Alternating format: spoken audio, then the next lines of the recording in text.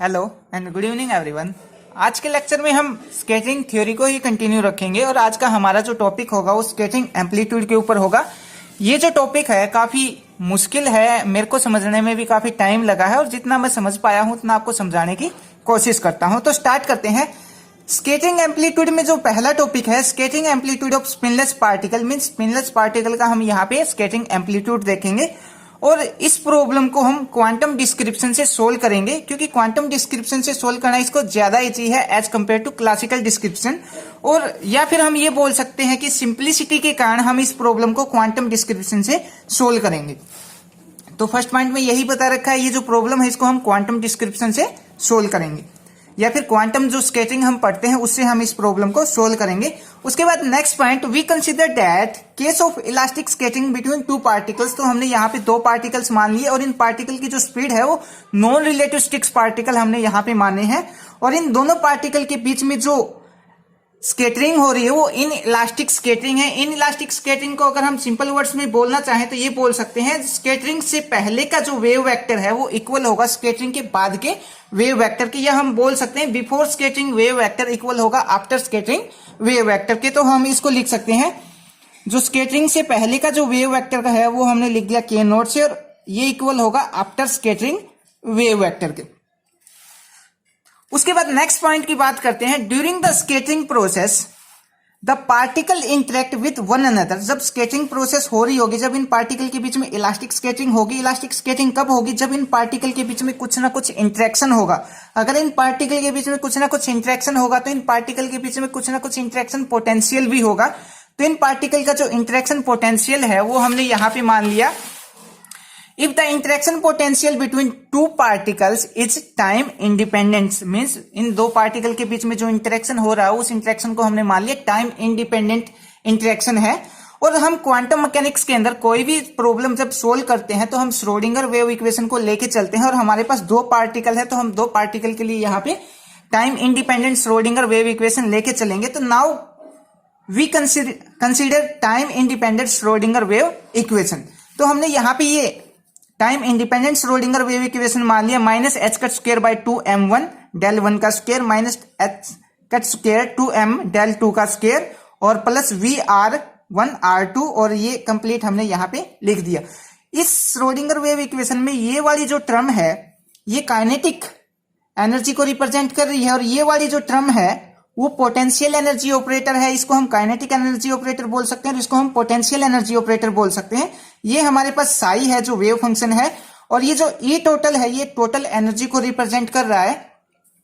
उसके बाद next point, जो VR1 और R2 है हमारे पास, ये VR1 और R2 है ये इंटरेक्शन पोटेंशियल है दो पार्टिकल के बीच में और ये टर्म हम बता सकते हैं लिख के ये काइनेटिक एनर्जी ऑपरेटर को रिप्रेजेंट कर रही है।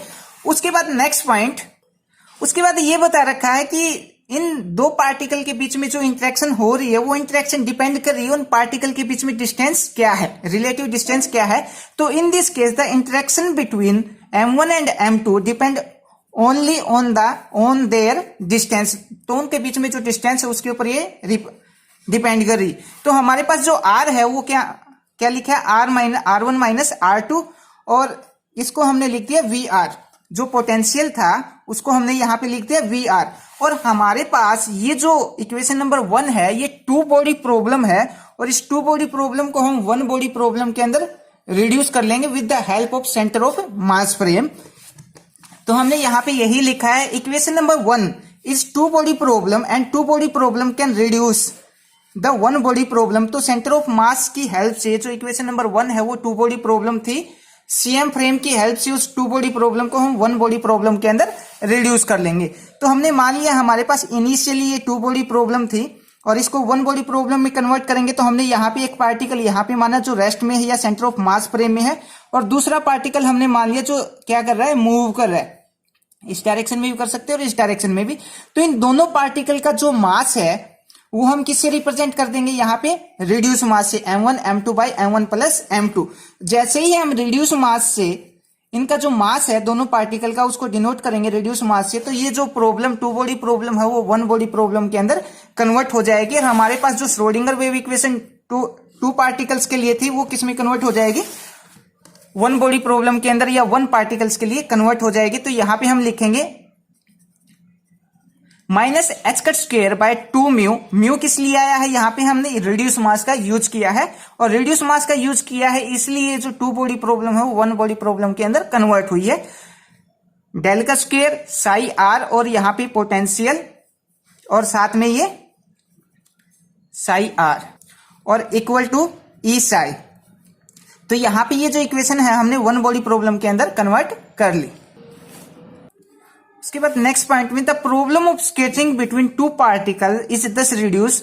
मीन्स जो दो पार्टिकल की जो इक्वेशन थी उसको हमने रिड्यूस किया, और रिड्यूस करने के बाद ये इक्वेशन आई। अब इस इक्वेशन से हम जो टू बॉडी प्रॉब्लम थी उसको सोल्व करेंगे। ये इक्वेशन नंबर 2। अब now we have to find wave function by solving equation number 2। तो हमारे पास इक्वेशन नंबर 2 ये थी। इस इक्वेशन को सोल्व करके हम इसका वेव फंक्शन फाइंड करेंगे, और इसका जो वेव फंक्शन फाइंड करेंगे वो with the help of green function. Green function की हेल्प से हम इसका वेव फंक्शन फाइंड करेंगे। तो wave function of this equation is obtained with the help of green function. तो ग्रीन फंक्शन की हेल्प से इक्वेशन नंबर 2 का जो वेव फंक्शन है वो हम निकालेंगे, और यहां पे हम जो इक्वेशन नंबर 2 है इसका डायरेक्ट रिजल्ट या फिर डायरेक्ट जो वेव फंक्शन है वो लिखेंगे। और इसका जो सॉल्यूशन है इक्वेशन नंबर 2 का, जैसे ही लॉकडाउन खत्म होगा वैसे ही हम एक्सपर्ट से थोड़ा सा एडवाइस लेंगे, और फिर इसका जो वेव फंक्शन है उसके सॉल्यूशन का वीडियो भी हम डाल देंगे। तो now we are using direct result of equation number 2। तो इक्वेशन नंबर 2 का डायरेक्ट हम यहाँ पे रिजल्ट लेके चलेंगे, डायरेक्ट वेव फंक्शन लेके चलेंगे। तो हमने यहाँ पे इसका डायरेक्ट वेव फंक्शन मान लिया। तो psi r equal to phi incident minus mu over 2 pi h cut square integration e की power eta k r minus r prime, और divide by r minus r prime, और into में V r, और into में ही है psi r और d tau. D tau की जगह अगर आप लिखना चाहो तो यहां पे डी क्यूब आर भी आप लिख सकते हैं, या डी टाउ भी लिख सकते हैं, ये आपकी इच्छा है। तो अब ये जो हमारे पास सॉल्यूशन आया है इस इक्वेशन नंबर 2 का, इस सॉल्यूशन के ऊपर हम एसिम्प्टोटिक्स लिमिट अप्लाई करेंगे। एसिम्प्टोटिक लिमिट्स बोले तो r टेंड्स टू इंफिनिटी, और इस सॉल्यूशन के अंदर जो r वाली टर्म है वो कौन कौन सी है हमारे पास, एक r वाली टर्म ये है हमारे पास, और दूसरी r वाली टर्म ये है। तो इन दोनों वैल्यू के ऊपर हम एसिम्प्टोटिक लिमिट अप्लाई करेंगे, और अप्लाई करने के बाद हमारे पास क्या रिजल्ट आता है उस रिजल्ट को फिर से यहां पे पुट करेंगे। तो उसके बाद equation number 3 applying asymptotic limit. तो इक्वेशन नंबर 3 पे एसिम्प्टोटिक लिमिट अप्लाई करेंगे कौन कौन से पार्ट के ऊपर, आर, मैं यहां पे लिख देता हूं आर माइनस आर प्राइम, और बाहर के, इस पार्ट के ऊपर हम एसिम्प्टोटिक लिमिट अप्लाई करेंगे। मींस ये वाला जो पार्ट है यहां से लेके यहां तक, इस पार्ट के ऊपर एसिम्प्टोटिक लिमिट अप्लाई करेंगे। और जो दूसरा पार्ट है 1 by r minus r prime, इस पार्ट के ऊपर हम एसिम्प्टोटिक लिमिट अप्लाई करेंगे। लिमिट अप्लाई करने के बाद जो रिजल्ट आएगा उसकी वैल्यू वापस इक्वेशन नंबर 3 के अंदर हम पुट करेंगे। तो हमने यहां पे जो फर्स्ट था k into r minus r prime, इसके ऊपर हमने एसिम्प्टोटिक लिमिट लगाई। वैसे तो इसका मैथमेटिकल काफी लंबा चौड़ा है, जब इसको हम सोल्व करते हैं एसिम्प्टोटिक लिमिट लगा के, तो हमने इसका जो शॉर्ट है याद रखने के लिए हम के को आर के साथ मल्टीप्लाई करवा देते हैं माइनस, और के को आर प्राइम के साथ मल्टीप्लाई करवा देंगे तो हमारे पास ये रिजल्ट आ जाएगा। इसको हमने बोल दिया equation number 1। Same as it is जो सेकंड है 1 by r minus r prime, इसके ऊपर भी जब हम एसिम्प्टोटिक लिमिट अप्लाई करेंगे तो हमारे पास क्या आ जाएगा, रिजल्ट 1 बाय आर आ जाएगा। ये आपको याद रखना पड़ेगा। अब ये जो इक्वेशन नंबर ए और बी आई है, उस इक्वेशन नंबर ए और बी को हम कहां पे पुट कर देंगे, इक्वेशन नंबर 3 के अंदर पुट करेंगे। और इक्वेशन नंबर 3 में ये वैल्यू पुट करने के बाद हमारे पास क्या रिजल्ट आ जाएगा, ये रिजल्ट आ जाएगा फाई इंसिडेंट। बाकी की टर्म एज इट इज, यहां पे हमने वो टर्म पुट कर दी किसकी जगह, k into r minus r prime की जगह हमने ये टर्म पुट कर दी, और 1 बाय जो नीचे वाली टर्म थी उसकी जगह हमने आर पुट कर दिया। अब ये जो इक्वेशन आई है, प्रॉब्लम ये है अब इस इक्वेशन को सोल्व करना है। इस इक्वेशन को सोल्व करने के लिए हम जो आर वाली जो टर्म है, आर को हम यहाँ पे कांस्टेंट मान लेते हैं। ये जो आर वाली टर्म है ओनली आर वाली, आर प्राइम वाली नहीं। एक तो आर वाली टर्म ये है हमारे पास, एक आर वाली टर्म ये है, इसको कांस्टेंट मान लेते हैं और इंटीग्रेशन से बाहर ले लेते हैं। तो इंटीग्रेशन से बाहर लेने के बाद phi incident as it is, ये वाली टर्म भी एज इट इज, और ई की power eta k r by are, इस टर्म को हमने बाहर निकाल लिया और अंदर क्या रह जाएगा हमारे पास, इंटीग्रेशन ई की power r minus r prime, और शायद में क्या था, माइनस का साइन भी था, तो हमने ये लिख दिया, और इनटू में ये जो आगे की जो टर्म थी वो हमने एज इट इज लिख दी। अब जो हमारे पास जो रिजल्ट आया है, ये एसिम्प्टोटिक लिमिट लगाने के बाद फिर ये रिजल्ट आया है। अब इस रिजल्ट को हम कंपेयर करेंगे किसके साथ, जब हम क्वांटम मैकेनिकल स्केटरिंग से जो रिजल्ट निकालेंगे उस रिजल्ट के साथ हम इस इक्वेशन नंबर 4 को कंपेयर करेंगे। अब हमारे लिए जो प्रॉब्लम है वो क्या है, हम क्वांटम मैकेनिकल स्केटरिंग से जो वेव फंक्शन है वो निकालेंगे, और क्वांटम मैकेनिकल स्केटरिंग से जो वेव फंक्शन आएगा उस वेव फंक्शन को हम इस वेव फंक्शन के साथ कंपेयर करेंगे, ये साई की इक्वल है, और कंपेयर करने के बाद हमारे पास जो रिजल्ट आएगा वो हमें क्या मिल जाएगा, स्केटरिंग एम्पलीट्यूड मिल जाएगा। तो अब हम यहाँ पे क्वांटम मैकेनिकली स्केटरिंग देखेंगे। तो जब हम क्वांटम मैकेनिकली स्केटरिंग को डिस्क्राइब करते हैं तो हम यहाँ पे क्या लेके चलते हैं, हमारे पास एक टारगेट है, और इस टारगेट को हम पहले भी बता चुके हैं, इस टारगेट को हम एक पोटेंशियल की तरह मान के चलते हैं, और ये जो पोटेंशियल है इसको हमने बोल दिया V ऑफ R, और इस टारगेट के ऊपर यहाँ पे लिख देते हैं हम टारगेट, और इस टारगेट के ऊपर हम पार्टिकल को इंसिडेंट करवाते हैं। जो इंसिडेंट पार्टिकल है उसको हम प्लेन वेव के रूप में लेके चलते हैं। तो हमने यहाँ पे ये मान लिया ये प्लेन वेव है, और ये जो प्लेन वेव है वो इस टारगेट के साथ इंटरेक्ट करेगी, और इंटरेक्ट करने के बाद क्या हो जाएगी, स्केटर्ड हो जाएगी। ये हमने मान लिया ये जो वेव है वो स्केटर्ड हुई, वो स्फेरिकली हुई है। यहाँ पे जो स्केटरिंग हुई है वो इनिशियली हमने मान लिया स्केटरिंग कैसी हुई है, आइसोट्रोपिक स्केटरिंग हुई है। आइसोट्रोपिक स्केटरिंग में क्या होता है, जो स्केटर्ड वेव है वो स्फेरिकली होती है, स्फेरिकली स्केटर्ड होती है, और कुछ पार्ट यहां से कैसा निकल जाएगा, अनस्केटर्ड निकल जाएगा। मीन्स हमने क्या लिया, एक टारगेट लिया, और क्वांटम मैकेनिक्स में जो टारगेट है वो कैसे बिहेव करता है, एक पोटेंशियल की तरह बिहेव करता है, तो उसका पोटेंशियल हमने V ऑफ R लिया। और इंसिडेंट पार्टिकल बोले तो प्लेन वेव को हमने इस टारगेट के ऊपर इंसिडेंट करवाया। तो जब प्लेन वेव और टारगेट इंटरेक्ट करेंगे तो यहाँ पे वेव स्केटर्ड होगी। जो स्केटरिंग मानी है वो हमने आइसोट्रोपिक स्केटरिंग हमने मान ली। आइसोट्रोपिक स्केटरिंग में क्या होता है, हमें प्लेन वेव मिलती है। तो यहां से जो इंसिडेंट वेव डाली थी तो कुछ तो वेव यहाँ पे स्केटर्ड हो जाएगी, कुछ वेव कैसी रह जाएगी, अनस्केटर्ड वेव। तो अनस्केटर्ड वेव कैसी मिलेगी, हमें यहाँ पे प्लेन ही मिलेगी।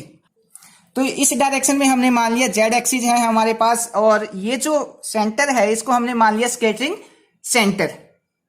और जो इंसिडेंट प्लेन का जो वेव फंक्शन होता है, ये जो वेव हम इंसिडेंट कर रहे हैं, इस फाई इंसिडेंट से हमने इसको डिनोट कर दिया इंसिडेंट। और इसका जो वेव फंक्शन होता है वो क्या होता है हमारे पास, e की power eta k dot r। के क्या है यहाँ पे, वेव वेक्टर। तो ये इंसिडेंट वेव का, या फिर ये बोल सकते हैं इंसिडेंट प्लेन वेव का वेव फंक्शन हमारे पास क्या आता है, ये वाला आता है। उसके बाद हम ये सब लिख सकते हैं, जो हमने इंसिडेंट वेव इसके ऊपर जो वेव हमने इसके प्लेन वेव इसके ऊपर इंसिडेंट करवाई है, यहां पे जो स्केटरिंग हुई वो कैसी हुई है, आइसोट्रोपिक स्केटरिंग हुई है। तो जो स्केटर्ड वेव हो वो कैसी होगी, स्फेरिकल सिमेट्रिकल होगी, मतलब स्फेरिकल भी होगी और साथ में सिमेट्रिकल भी होगी।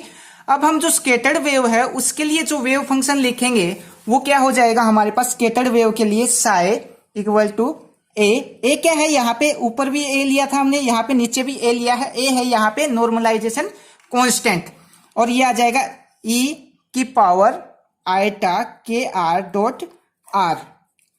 तो स्फेरिकल वेव के लिए जो हम वेव फंक्शन लिखते हैं वो ऐसे लिखते हैं, ये आपको याद करना पड़ेगा। और इंसिडेंट प्लेन वेव के लिए जो हम वेव फंक्शन लिखते हैं वो ऐसे लिखते हैं हम। और ये 1/r हमने यहाँ पे किस लिए लिया है स्फेरिकल वेव वाले में, तो इसके लिए हम ये लिखेंगे scattered particle should be independent of area. जो स्केटर्ड वेव प्लेन वेव है वो इंडिपेंडेंट होती है किसके ऊपर, एरिया के ऊपर। तो हम इसको जो साई है स्केटर्ड वेव का जो वेव फंक्शन है उसको बैलेंस करने के लिए हम यहाँ पे क्या लेके चलते हैं, 1/r लेके चलते हैं। और 1/r लेने से क्या होगा, जो हमारी जो प्रोबेबिलिटी है वो क्या रहेगी, कंजर्व्ड रहेगी। तो इसके बाद हम बात करते हैं, हमने यहाँ पे इंसिडेंट वेव के लिए वेव फंक्शन ले लिया, जो स्केटर्ड वेव है स्फेरिकली स्केटर्ड वेव उसके लिए वेव फंक्शन ले लिया, मीन्स ये वाला हम बोल सकते हैं आइसोट्रोपिक स्केचिंग के लिए है, आइसोट्रोपिक स्केचिंग के लिए। अब मान लो यहाँ पे जो इंसिडेंट वेव है और टारगेट के बीच में जो इंटरेक्शन हो रहा है और इनके बीच में जो स्केटरिंग हो रही है वो अनआइसोट्रोपिक स्केटरिंग हो रही है। तो अनआइसोट्रोपिक स्केटरिंग में तो जो स्केटर्ड वेव है वो स्फेरिकल नहीं होती, वो तो कैसी भी हो सकती है, और उसके लिए वेव फंक्शन क्या हो जाएगा हमारे पास, तो अनआइसोट्रोपिक स्केटरिंग के लिए जो वेव फंक्शन होगा वो हो जाएगा a F of theta and phi. हाँ, ये अभी बताएंगे थीटा और फाई क्या लिया है हमने यहाँ पे, और इनटू में ये वाली term as it is e की पावर आयटा के dot r divide by r. ये वाली जो टर्म है इसको हम बोलते हैं स्केटरिंग एम्पलीट्यूड, और जो स्केटर्ड वेव हो वो किसके ऊपर डिपेंड करेगी, थीटा और फाई के ऊपर डिपेंड करेगी, और इस कंप्लीट टर्म को हमने बोल दिया स्केटरिंग एम्पलीट्यूड। और हमें निकालना क्या है यहाँ पे, स्केटरिंग एम्पलीट्यूड ही हमें यहाँ पे निकालना है। तो अब हम यहाँ पे टोटल वेव फंक्शन निकालते हैं इंसिडेंट वेव का और स्केटर्ड वेव का। तो इंसिडेंट वेव के लिए तो वेव फंक्शन ये है हमारे पास, और स्केटर्ड वेव के लिए वेव फंक्शन ये है हमारे पास। यही क्यों लेके चल रहे हैं, ये वाला किस लिए नहीं ले रहे, क्योंकि इसके अंदर जो स्केटरिंग एम्पलीट्यूड है वो वाली टर्म हमने यहाँ पे नहीं ली है, इसलिए हम जो अनआइसोट्रोपिक स्केटरिंग वाली टर्म है वो लेके चलेंगे। तो स्केटर्ड वेव के लिए वेव फंक्शन ये है और इंसिडेंट प्लेन वेव के लिए वेव फंक्शन ये है। तो इस टर्म को और इस टर्म को, इसको बोल दिया हमने इक्वेशन नंबर बी, और इसको बी तो हम ले चुके हैं यहाँ पे, इसको बोल दिया सी और इसको बोल दिया डी। तो सी और डी को ऐड करेंगे तो हमारे पास टोटल वेव फंक्शन आ जाएगा जो क्वांटम स्केटरिंग हम करते हैं उसका। तो ये आ जाएगा हमारे पास psi total equal to A की पावर आयटा के डॉट आर प्लस ये वाली term A F of theta and phi और ई की पावर आयटा के डॉट आर बाय आर।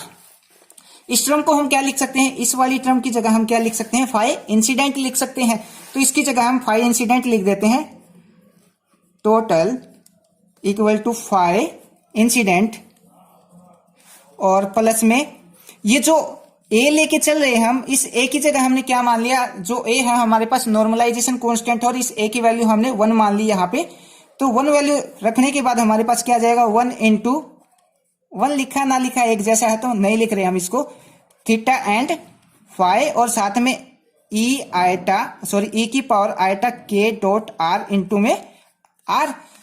और एक वेव फंक्शन हमारे पास ये आया है, और एक वेव फंक्शन हमने पीछे निकाला था जो इक्वेशन नंबर 4 थी ये वाली, और एक वेव फंक्शन हमने ये निकाला है। तो अब जो इक्वेशन नंबर 4 में जो वेव फंक्शन आया था पीछे, और इसको हमने बोल दिया इक्वेशन नंबर 5। तो इक्वेशन नंबर 4 और 5 को जब हम कंपेयर करेंगे, कंपेयर करने के बाद हमें क्या मिल जाएगा, वहां से स्केटरिंग एम्पलीट्यूड मिल जाएगा। तो अब हम यही करेंगे, इक्वेशन नंबर 4 और इक्वेशन नंबर 5 को कंपेयर करेंगे, और कंपेयर करने के बाद हमें स्केटरिंग एम्पलीट्यूड मिल जाएगा। तो इक्वेशन नंबर 5 और इक्वेशन नंबर 4 को कंपेयर करने के बाद हमारे पास रिजल्ट आता है ये, और ये जो रिजल्ट आता है इस रिजल्ट को हम बोलते हैं स्केटरिंग एम्पलीट्यूड। और यहाँ पे कुछ पॉइंट और रहते हैं, वो पॉइंट भी हम देख लेते हैं।